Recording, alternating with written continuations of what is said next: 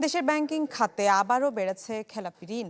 ৩ মাসে যার পরিমাণ ৩১,৪৪৮ কোটি টাকা। আর গেল মার্চ শেষে মোট খেলাপি ঋণ দাঁড়িয়েছে ৫,৮৮,৭০৪ কোটি টাকা, যা ব্যাংকিং খাতে বিতরণ করা ঋণের প্রায় ৩২.26%। অর্থাৎ বিতরণ করা ঋণের প্রায় ১/৩ খেলাপি হয়ে পড়েছে। কেন্দ্রীয় ব্যাংকের তথ্য বলছে, খেলাপি ঋণের মধ্যে সরকারি মালিকানাধীন ব্যাংকের খেলাপির পরিমাণ প্রায় ১.৫ লাখ কোটি টাকা।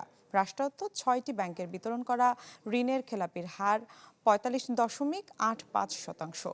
বেসরকারি বাণিজ্যিক ব্যাংকের এই খেলাপি ঋণ ৪,১৬,৮৮১ কোটি টাকা, যা বিতরণ করা ঋণের ৩০%। আর বিশেষায়িত ব্যাংকের খেলাপি ঋণের হার ৪০.২৬%। বিদেশি ব্যাংকের এই হার ৪.৮২%।